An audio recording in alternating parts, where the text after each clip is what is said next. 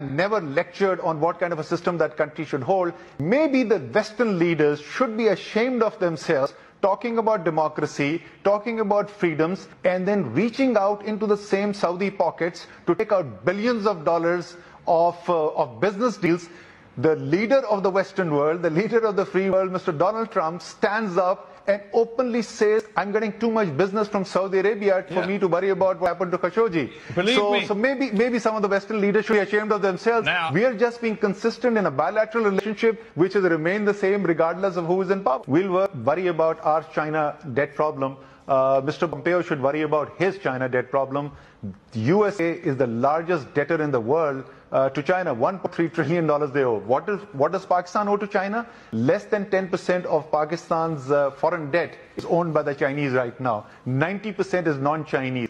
We have been into 12 different IMF programs in the last 30 years. Why has this question never been asked about which source or which country has lent how much to Pakistan? Why is this suddenly all this much interest in how much money has come from China?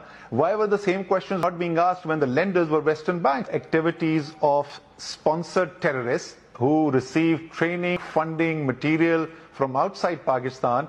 And is there a serious attempt to try and destabilize Balochistan and through that try and subvert CPEC? Of course there is. There is a concerted effort to do that. Who's doing that? So there is no disagreement there. Who's doing that? But in your opinion, who is doing that? These external forces? Led by India, of course. So is there terrorist intervention in Balochistan? Absolutely yes. What the people of Balochistan thought, that has been expressed through the free will of those people by electing a government of Balochistan which stands by CPEC, which wants greater engagement of CPEC in their province.